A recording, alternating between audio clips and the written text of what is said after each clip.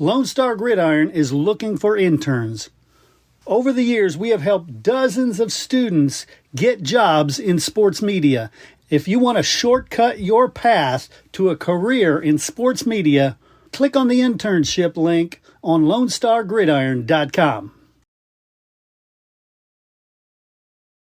All right, everybody, join me in welcoming Coach Luke Hobbs from the Giddings Buffaloes to show. How you doing, Coach? Doing good. Thanks for having me. Of course. So let's talk about that, because you weren't with Giddings last year. We did a coach's show with you at Schulenburg last year. Yes, sir. Yeah, I was at Schulenburg the last 2 years, and then in February I accepted the job here at Giddings, and I've been with them since February 3rd this year, and we've just been trying to get through spring sports and off-season workouts, and now summer conditioning and our strength program. And so, yeah, I haven't coached a game yet at Giddings as the head coach, but looking forward to it. And what was the appeal to the job, to the community, the school? Mm-hmm. Well, I worked at Giddings 7 years ago as an assistant. Well, there you go. You knew and so I knew a lot of people. I absolutely loved teaching there. I was a classroom teacher, taught geography, and I always, thought that is a great school to live in, to send my kids to. And I'd never, even imagined that I could be the head coach and athletic director there. So when the opportunity came up and I was able to apply for it, and then the interview went well, and,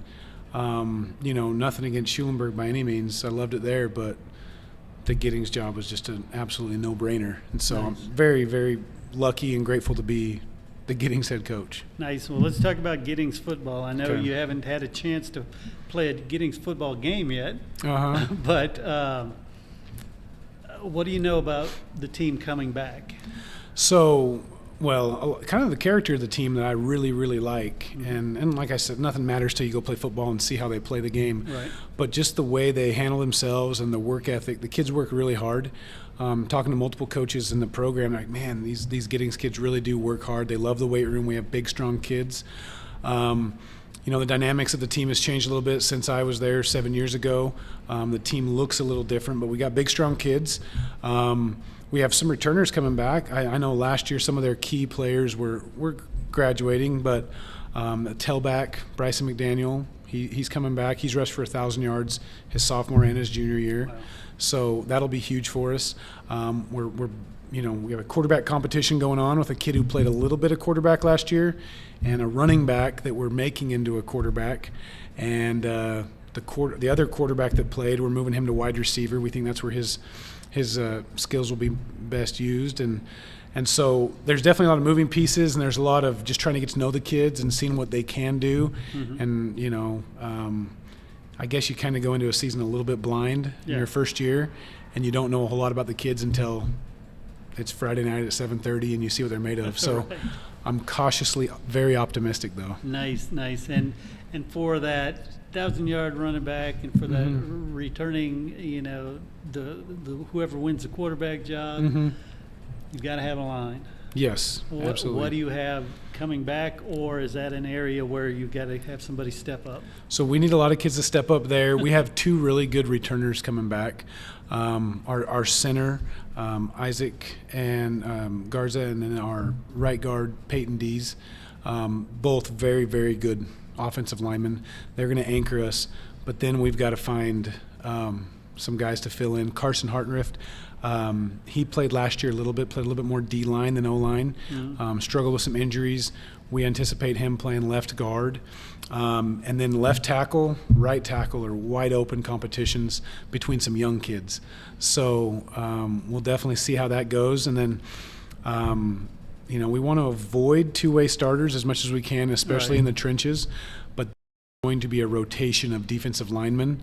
Guys that will probably start on the offensive line, and then they will rotate into the defensive line, just because we definitely are a little bit lower in numbers there in those positions, but we're going to make it work, and I think the kids are going to work really hard and give us a chance.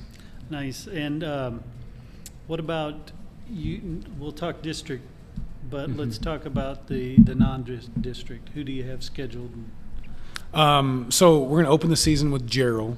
And so Gerald will be our first game of the year. And they're a tricky team because last year they beat Giddings in a really, really close game start the season. But then Gerald just got better and better and better and better all season. Yep. And so the game film we're watching from last year of them week one, I know it's not even going to be close to the same team. Yeah. They run the slot T. They're going to be really physical and efficient in what they do. And so that'll be a very tough opening week, getting thrown into the slot T. But that's really a good – I really like that because we have Belleville in our district later on. And so we'll see that. We'll have Smithville, we'll have Rockdale, we'll have Salado, we'll have El Campo. In non-district. So it's definitely not easy. Some really good teams. Yeah. But I think it's a really good preparation for our district, which is, just really, really good district. So is the El Campo game home or away? El Campo will be at Giddings this year. At Giddings. Oh, yep. Gosh, I was hoping it was El Campo. I know, that's kind of your neck of the woods, huh? Yeah. Yep. Again, that's a selfish question. Let's talk about district. What do you expect there? You mentioned Belleville already. Good program. Mm-hmm. What's there? So, the district's very, very, very tough. I think Dave Campbell's I know they picked us dead last.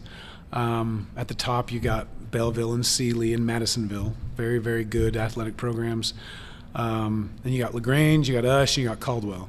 And so really, there's going to be some really, really tough weeks in there, but I think that with our tough non-district, hopefully that prepares us for teams like this in our district. Yeah, definitely. You know the lightning round. You know how this works. Okay. See how it goes. Here we go.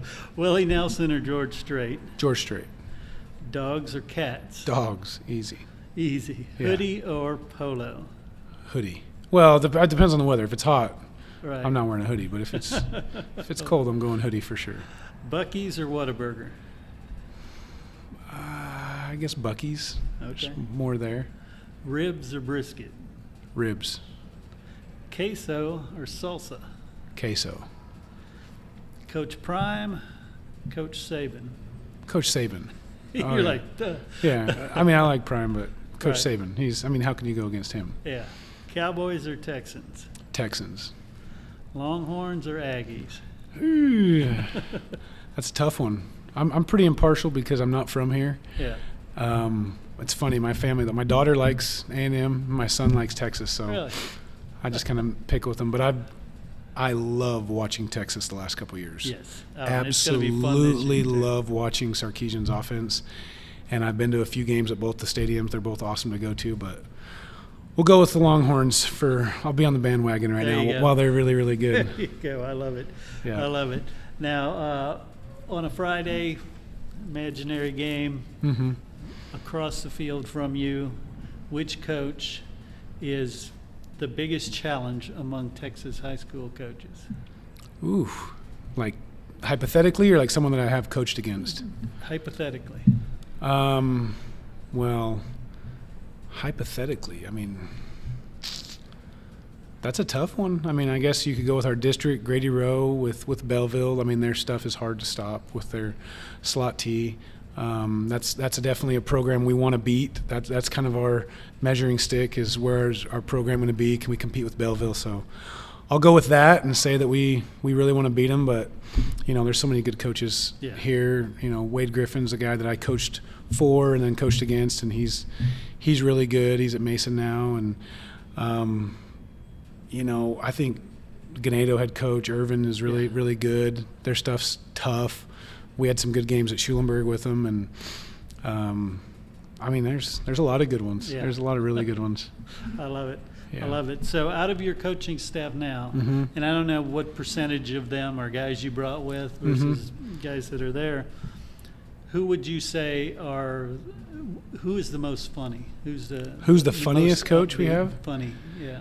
Well, Neil Majewski's a clown. He's a clown, especially after happy hour at the Embassy Suites. So, yeah, for sure. But it's fun to get Brad Oden riled up. Okay. Because it's easy to push his buttons, so that's kind of fun.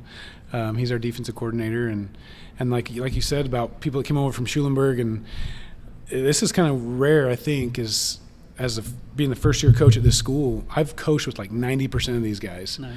Because some of Because the you guys used to from go- Giddings yeah. are still there, and then I was able to bring quite a few guys over from Schulenburg. So it doesn't feel like a weird, like, fresh start. It Right. almost feels like I know every guy there, and it's a cool feeling. Yeah, I know when I went over there to visit you and met some of the guys in the room, Yeah. it was very light. It was very funny. Oh, yeah. It's a good group. We have a good atmosphere. Lunchtime in the coach's office is a good time.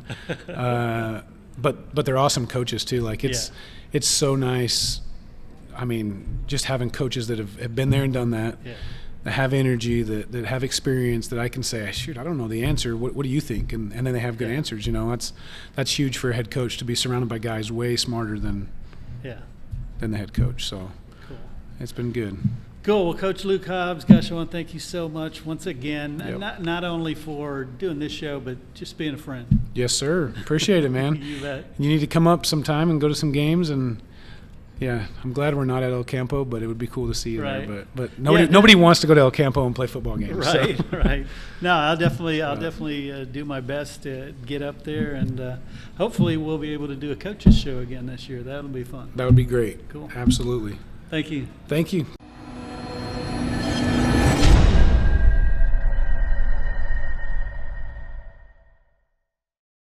Hey Coach, Lone Star Gridiron has been the leader in Coaches Show podcasts for 20 years, and now you can get your own Coaches Show podcast each week during the season as a fundraiser for your booster club. Yes, booster clubs all over are using these podcasts to help their sports programs. You get to share the stories of your program and your kids to a huge audience and make money. We started with just football, but this year have expanded to make them available for all sports. Call 713-269-4620 to find out the details and get your Coaches Show started.